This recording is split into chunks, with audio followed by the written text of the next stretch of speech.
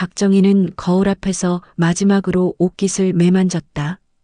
오늘은 딸 다영이가 결혼하게 될 예비 신랑의 부모님과 만나는 첫 상견례 날이었다.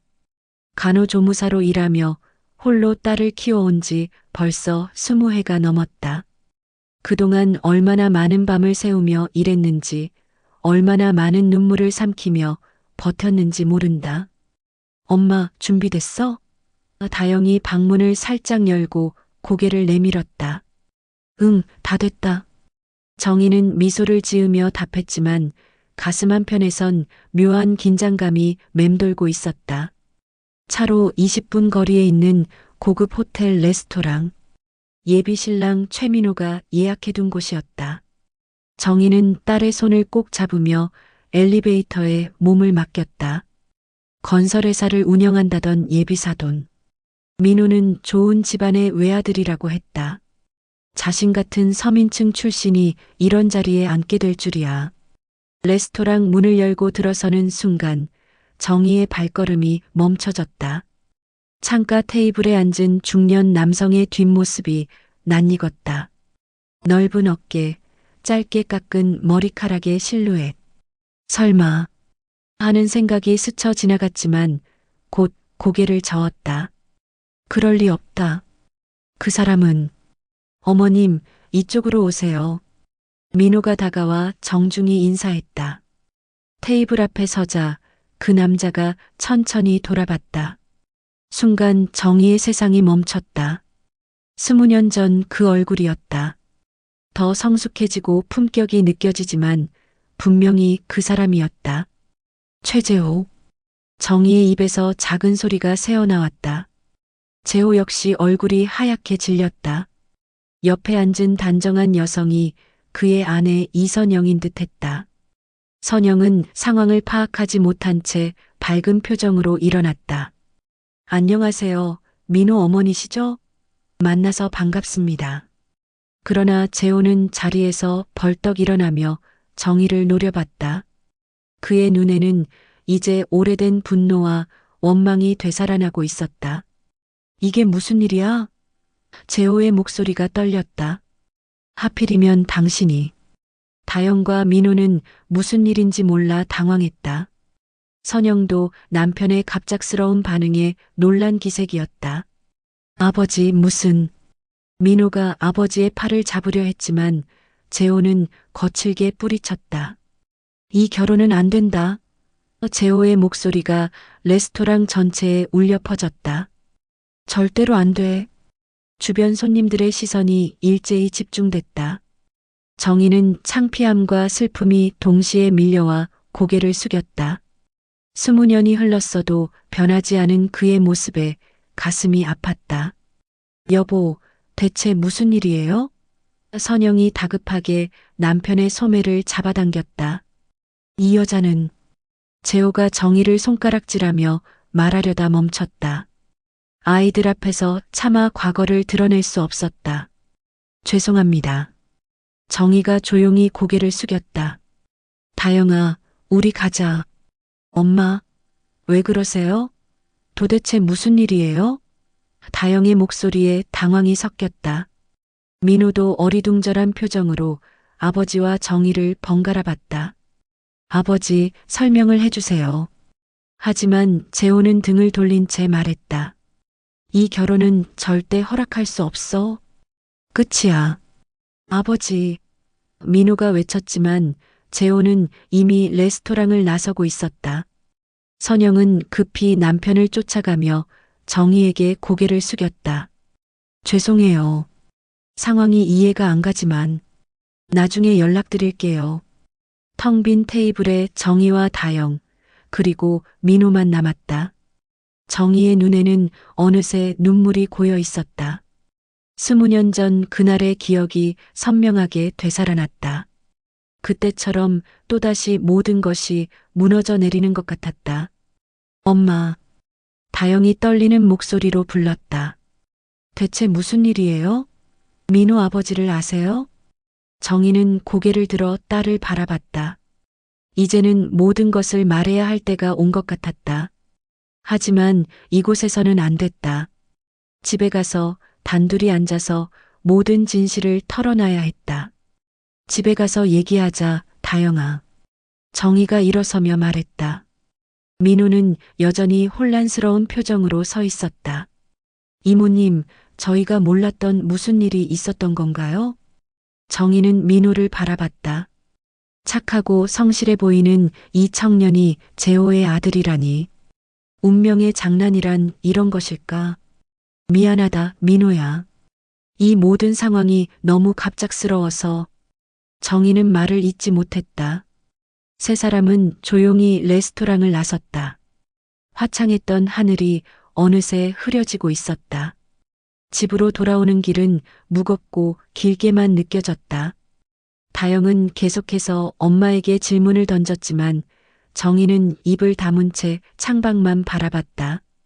택시 안의 침묵이 두 모녀 사이에 거대한 벽처럼 서 있었다. 집 앞에 도착해서야 정희는 입을 열었다. 다영아, 집에 들어가서 얘기하자. 작은 투룸 아파트. 정희가 밤낮으로 일해서 마련한 소중한 보금자리였다. 거실 소파에 나란히 앉은 두 모녀. 다영의 눈에는 불안과 궁금증이 가득했다. 엄마, 도대체 무슨 일이에요? 민호 아버지를 왜 아세요? 그분이 왜 그렇게 화를 내신 거예요? 정희는 깊은 숨을 들이쉬었다.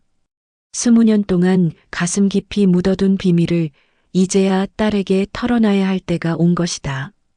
손이 떨렸다. 다영아. 정희의 목소리가 떨렸다. 민호 아버지는 내 전남편이야. 뭐라고요?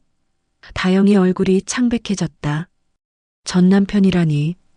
그럼 아버지라는 거예요? 정희는 고개를 끄덕였다. 눈가에 이미 눈물이 맺혔다. 그래. 최재호. 내 친아버지야. 다영은 소파에서 벌떡 일어났다. 그럼 민호는 제 오빠라는 거예요? 이게 말이 돼요? 아니야, 다영아. 민호는 재호가 재혼해서 낳은 아들이야. 너와는 혈연 관계가 없어. 하지만 다영의 충격은 가라앉지 않았다. 온몸이 떨리며 벽에 기댔다. 엄마가 저한테 거짓말을 한 거네요. 아버지가 돌아가셨다고, 제가 어릴 때 사고로 돌아가셨다고 했잖아요. 미안해, 다영아.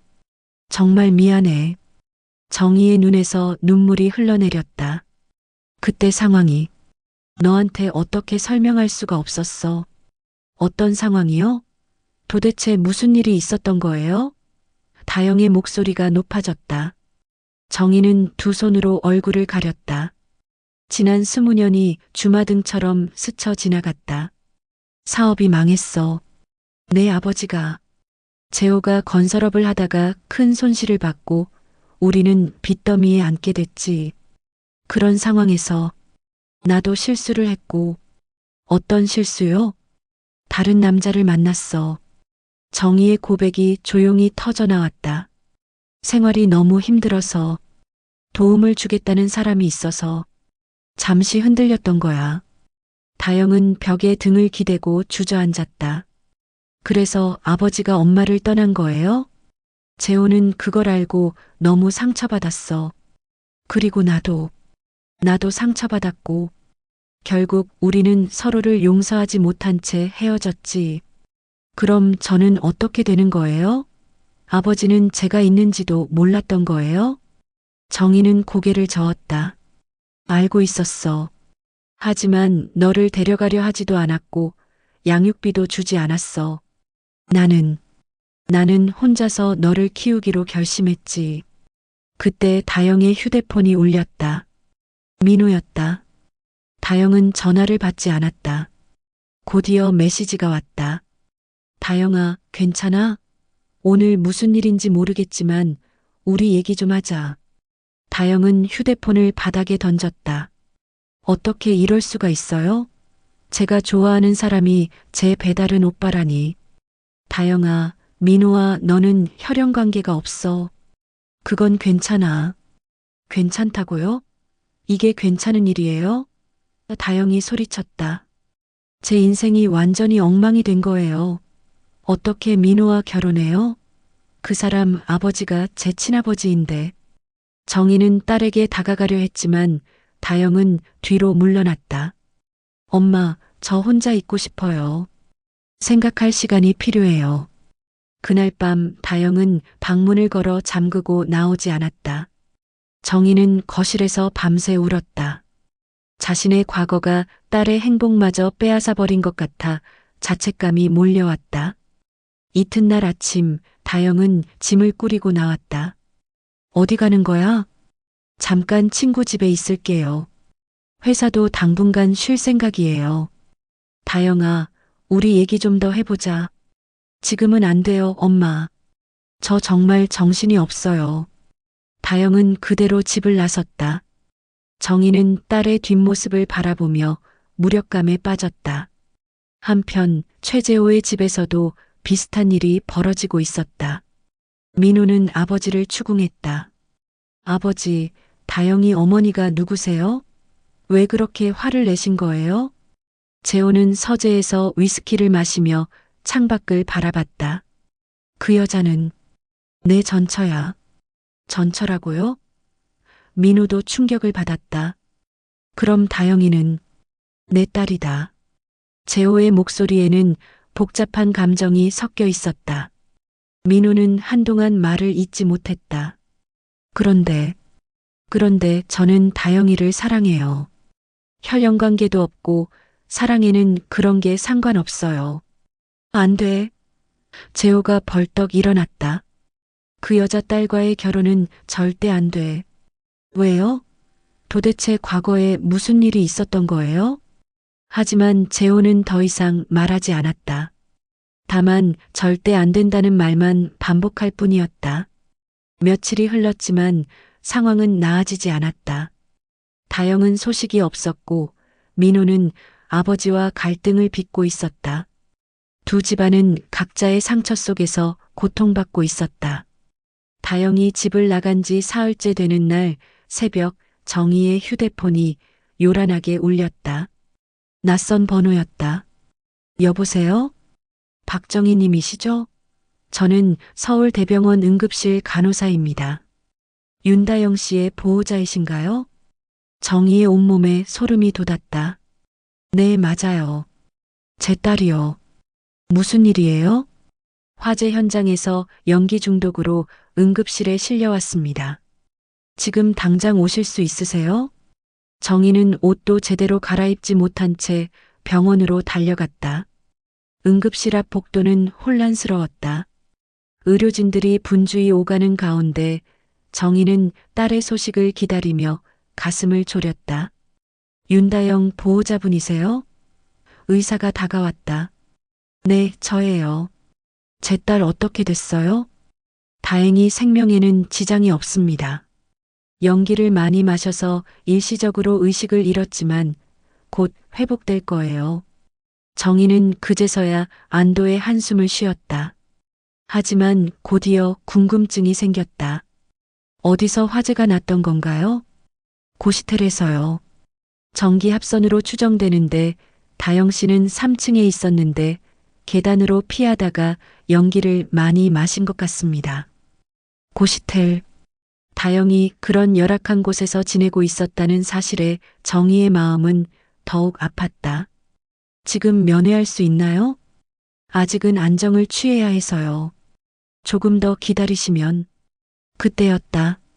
복도 끝에서 익숙한 목소리가 들려왔다.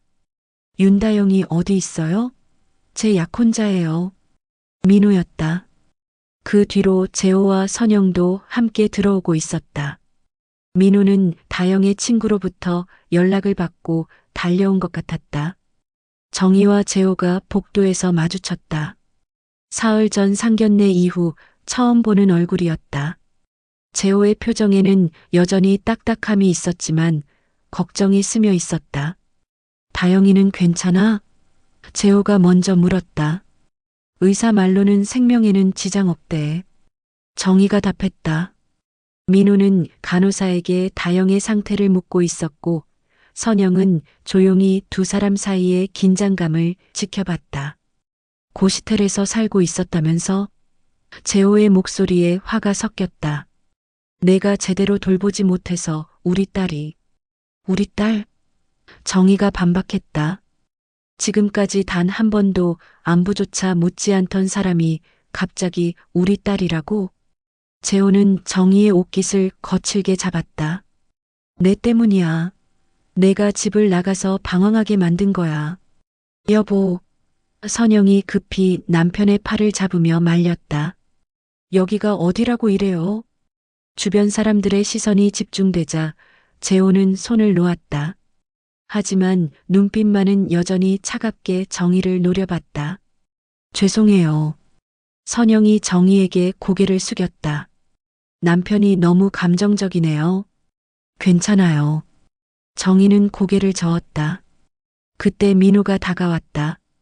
이모님, 다영이 의식이 돌아왔대요. 면회할 수 있어요. 네 명은 조용히 병실로 향했다.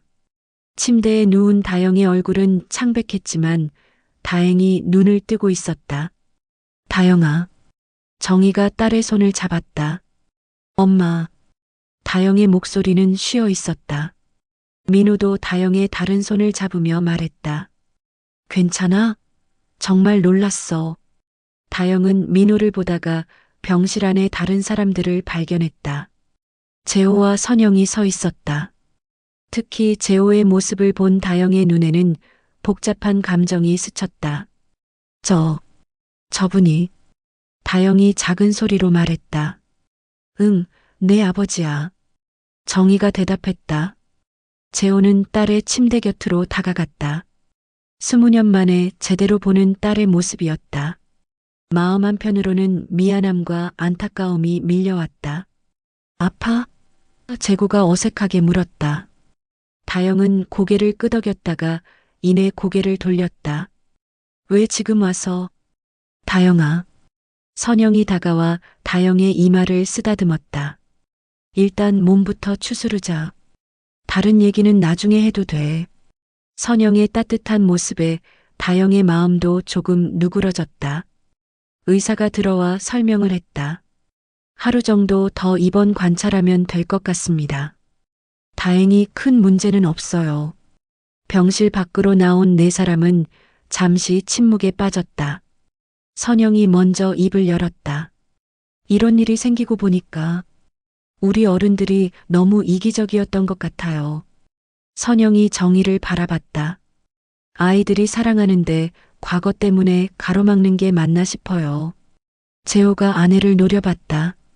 선영아, 넌 상황을 몰라서 그래. 상황을 모른다고요? 선영의 목소리가 단호해졌다. 당신이 말 안 해주니까 모르는 거죠. 하지만 분명한 건 다영이와 민호는 서로 사랑하고 혈연 관계도 아니라는 거예요. 민호도 아버지에게 말했다. 아버지, 저는 다영이를 포기할 수 없어요. 과거가 어땠든 상관없어요. 재호는 답답한 듯 머리를 감췄다. 너희는 몰라. 그때 상황이 얼마나. 그럼 말해보세요.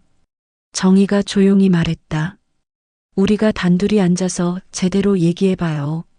이렇게 감정으로만 부딪혀서는 아무것도 해결되지 않아요. 재호는 정희를 바라봤다. 그녀의 눈에서 지난날의 고통과 현재의 간절함을 동시에 읽을 수 있었다. 선영이 두 사람을 바라보며 말했다. 맞아요. 아이들을 위해서라도 어른들이 대화를 해야죠. 복도 창밖으로는 새벽빛이 스며들고 있었다. 긴 밤이 지나고 이제 진실과 마주할 시간이 다가오고 있었다. 병원 옥상 정원. 새벽 공기가 차가웠지만 정희와 재호는 벤치에 나란히 앉아 있었다. 20년 만에 단둘이 만남이었다. 선영과 민호는 다영을 지키기 위해 병실에 남아 있었다. 한동안 아무도 말하지 않았다. 도시의 불빛들이 점점 사라지고 새벽이 밝아오고 있었다. 고시텔에서 살고 있었다니. 재호가 먼저 입을 열었다. 내가 몰랐어. 당연히 몰랐겠지. 관심도 없었으니까. 정희의 목소리는 담담했다. 관심이 없었던 게 아니야. 재호가 고개를 돌려 정희를 바라봤다. 알고 싶지 않았던 거야.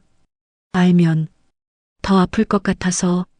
정희는 재호의 옆 얼굴을 바라봤다. 예전보다 깊어진 주름, 그 속에 담긴 세월의 무게가 느껴졌다. 정말 많이 성공했더라. 정희가 말했다. 건설회사 회장까지. 성공이라. 재호가 쓴웃음을 지었다. 그때 망한 다음에 미친 듯이 일했어. 너와 다영이를 잃은 분노로, 자책감으로. 그렇게 버텼지. 나를 잃은 게 아니야. 정희의 목소리가 떨렸다. 내가 날 버린 거야. 재호는 정희를 똑바로 바라봤다. 내가 버렸다고? 다른 남자랑 바람을 피운 건 누구야? 그래, 내가 잘못했어. 정희가 고개를 숙였다. 하지만 넌 그 전부터 이미 나를 버렸잖아. 무슨 소리야? 사업이 망하고 난 다음부터 넌 집에도 안 들어왔어. 술만 마시고 날 쳐다보지도 않았어. 정희의 눈에서 눈물이 흘렀다. 임신한 몸으로 혼자 견뎌야 했던 그 시간들. 넌 기억하지도 않겠지. 재호의 표정이 굳었다. 그때 내가 얼마나 절망적이었는지 너도 알잖아. 빚쟁이들이 매일 찾아오고 하루하루가 지옥 같았어. 나도 마찬가지였어. 정희가 소리쳤다. 내가 무너져 있는 동안 나는 임신한 몸으로 일을 해야 했고 빚쟁이들과 싸워야 했어. 근데 넌 그런 나를 위로해주기는커녕 피하기만 했잖아. 재호는 할 말을 찾지 못했다.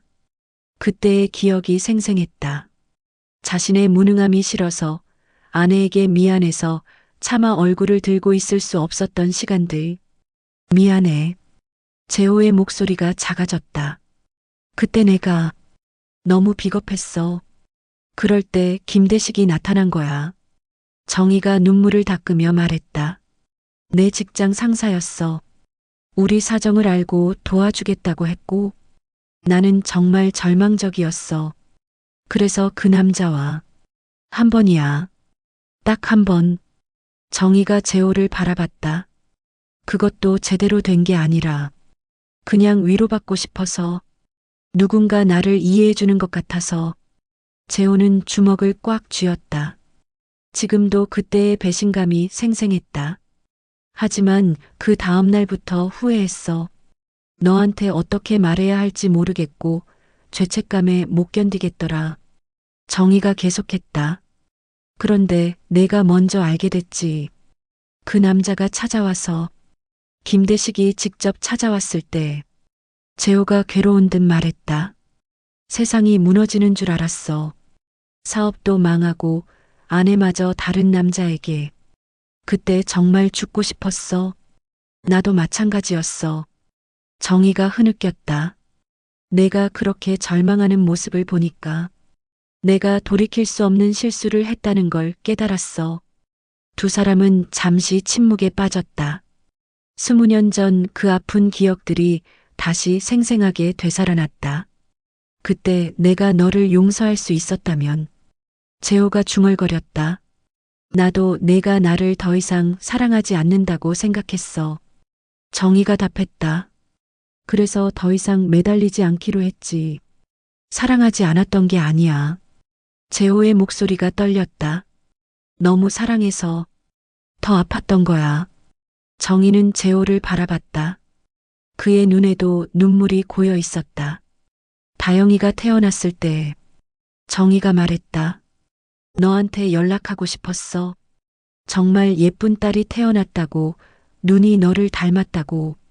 하지만 용기가 나지 않더라. 나도 알고 있었어. 재호가 고백했다. 다영이가 태어났다는 것도, 어디서 살고 있는지도. 하지만 찾아갈 수 없었어. 왜? 내 자격으로 뭘 해줄 수 있겠어? 그때 나는 아무것도 가진 게 없었고 다른 여자와 재혼해서 살고 있었어. 재호가 고개를 떨어뜨렸다. 선영이를 만난 것도 너를 잊기 위해서였어. 정희는 가슴이 아팠다. 그럼에도 재호가 다른 여자와 새 가정을 꾸렸다는 사실이 여전히 아팠다. 선영 씨는 좋은 분 같아. 정희가 말했다. 응. 선영이는 나를 이해해주고 지지해줬어. 하지만 재고가 정희를 바라봤다. 내가 첫사랑이었고 가장 많이 사랑했던 사람이야. 정희의 가슴이 뭉클해졌다. 나도 그래. 지금까지도. 두 사람은 서로를 바라봤다. 20년이라는 긴 세월 동안 묻어두었던 진실한 마음들이 드디어 밖으로 나오고 있었다. 우리 정말 바보 같았네. 재호가 쓴웃음을 지었다. 그러게. 서로 사랑하면서도 상처 주기만 했어. 재호가 정희의 손에 자신의 손을 포겠다. 이제라도 우리 잘못된 것들을 바로잡을 수 있을까? 아이들을 위해서라도 그래야지. 정희가 고개를 끄덕였다. 두 사람은 눈물을 흘리며 서로를 껴안았다. 20년 동안 쌓인 원망과 아픔이 서로의 용서 속에서 조금씩 녹아내리기 시작했다. 동쪽 하늘이 붉게 물들고 있었다. 긴 밤이 지나고 새로운 하루가 시작되고 있었다. 정희와 재호가 병실로 돌아왔을 때 다영은 침대에서 몸을 일으키고 있었다. 민호가 옆에서 조심스럽게 부축하고 있었고 선영은 따뜻한 죽을 준비해 두고 있었다. 기분이 좀 어때? 정희가 딸에게 다가가며 물었다. 많이 나아졌어요. 다영의 목소리는 여전히 쉬어 있었지만 얼굴빛은 한결 좋아 보였다. 재호는 문 근처에서 망설이고 있었다. 20년 만에 딸과 제대로 마주하려니 어떻게 해야 할지 몰라 어색해했다. 선영이 남편의 등을 살짝 떠밀었다. 가서 얘기해봐요. 재호는 천천히 다영의 침대 곁으로 다가갔다. 다영도 아버지의 모습을 조심스럽게 바라봤다. 다영아. 재호의 목소리가 떨렸다. 아빠가 정말 미안하다. 다영의 눈에 눈물이 맺혔다. 아빠라는 단어를 들은 게 20년 만이었다. 그동안 너를 지켜주지 못해서 미안하고 내 엄마 혼자 고생하게 만든 것도 미안하다. 재호가 계속했다. 아빠가 너무 비겁했어. 아버지. 다영이 작은 소리로 불렀다. 이제라도 늦지 않았다면 진짜 아빠 역할을 하고 싶다. 재호의 눈에서 눈물이 흘렀다. 그리고 민호와의 결혼도 허락한다. 다영은 깜짝 놀라 아버지를 바라봤다. 정말요? 재호는 고개를 끄덕였다. 너희들이 서로 사랑하는데 과거 때문에 가로막는 게 잘못된 거야. 혈연 관계도 아니고 사랑에는 그런 게 상관없어. 민호가 기뻐하며 재호에게 인사했다. 아버지, 감사합니다. 다영이를 정말 소중히 대하겠습니다. 나도 너를 진짜 아들처럼 여겨왔는데 이제 정말로 가족이 되는구나. 재호가 민호의 어깨를 두드렸다. 선영이 다영의 손을 잡았다. 다영아, 이제 우리도 진짜 가족이네. 예전부터 딸이 있었으면 좋겠다고 생각했었는데. 어머님. 다영이 선영을 바라보며 눈물을 흘렸다. 정희는 한편에서 이 모든 광경을 바라보며 가슴이 벅찼다. 딸이 이렇게 많은 사람들의 사랑을 받는 모습을 보니 지난 20년의 고생이 모두 보상받는 기분이었다. 그런데 다영이 걱정스럽게 말했다. 회사는 어떻게 하죠? 무단으로 며칠째 안 나가고 있는데. 그건 걱정 마. 재호가 말했다. 내가 알아서 할게. 그리고 앞으로는 우리 회사로 오는 게 어때? 네. 다영이 놀랐다. 우리 회사 마케팅 부서에서 좋은 인재를 찾고 있었거든. 내가 관심 있다면. 아버지, 저 그런 특혜는. 다영이 머뭇거렸다. 특혜가 아니야. 재호가 웃으며 말했다. 능력 있는 우리 딸을 스카우트하는 거지. 몇 주 후 다영은 완전히 회복되어 퇴원했다. 그리고 곧바로 결혼 준비에 들어갔다. 두 집안이 화해한 후로는 모든 일이 순조롭게 진행됐다. 웨딩드레스를 입고 있는 다영을 보며 정희는 눈물을 흘렸다. 엄마, 또 우세요? 다영이 웃으며 말했다. 기뻐서 그래. 우리 딸이 이렇게 예쁜 신부가 되다니. 그때 선영이 들어왔다. 손에는 진주 목걸이를 들고 있었다. 다영아, 이거 해봐. 내 어머니께서 물려주신 건데, 이제 너에게 물려주고 싶어. 어머님, 이런 귀한 걸. 다영이 망설였다. 가족인데 뭘. 이제 넌 내 딸이야. 선영이 다영의 목에 직접 목걸이를 걸어줬다. 한편 신랑 대기실에서는 재호와 민호가 대화하고 있었다. 민호야, 다영이를 부탁한다. 네, 아버지. 평생 소중히 모시겠습니다. 재호는 민호를 껴안았다. 우리 가족이 되어줘서 고마워. 결혼식장은 따뜻한 분위기로 가득했다. 하객들 사이에는 두 가족의 화해 스토리가 감동적이라는 소문이 돌고 있었다. 드디어 결혼행진곡이 울려 퍼졌다. 다영이 아버지 재호의 팔짱을 끼고 버질로드를 걸었다. 20년 만에 아버지와 함께 걷는 길이었다. 제단 앞에서 재호는 민호에게 다영의 손을 건넸다. 우리 딸 잘 부탁한다. 네, 아버지. 예식이 끝난 후 피로연에서 재호가 마이크를 잡았다. 오늘 이 자리에 와주신 모든 분들께 감사드립니다. 그리고 재호가 정희를 바라봤다. 지난 20년 동안 혼자서 다영이를 훌륭하게 키워준 정희에게도 고마움을 전하고 싶습니다. 하객들이 박수를 쳤다. 정희도 눈물을 흘리며 고개를 숙였다. 앞으로 우리는 진정한 가족이 되어 서로 사랑하고 돌보며 살아가겠습니다. 선영도 일어나서 정희와 포옹했다. 정희 씨, 고생 많으셨어요. 앞으로는 우리가 함께해요. 고마워요, 선영 씨. 정말 고마워요. 피로연이 끝나고 신혼부부가 허니문을 떠날 준비를 하고 있을 때 다영이 두 어머니에게 다가왔다. 엄마, 어머님, 정말 사랑해요. 두 분 덕분에 이렇게 행복할 수 있어요. 정희와 선영은 다영을 가운데에 두고 함께 포옹했다. 재호도 다가와 가족 모두가 함께 안았다. 과거의 아픔과 오해는 모두 사라지고 이제 그들은 진정한 가족이 되었다. 하늘에는 따뜻한 햇살이 비치고 있었다. 새로운 시작을 축복하는 듯한 아름다운 날씨였다. 몇 달 후 다영과 민호의 첫 아이 소식이 들려왔다. 두 할머니와 할아버지는 기뻐서 어쩔 줄 몰랐다. 우리 가족이 더 커지는구나. 재호가 행복해하며 말했다. 정희는 창밖을 바라보며 감사함을 느꼈다. 지난 모든 고통들이 이 순간의 행복을 위한 과정이었던 것 같았다. 사랑과 용서, 그리고 새로운 희망으로 가득 찬 가족의 이야기는 이렇게 아름다운 결말을 맞이했다.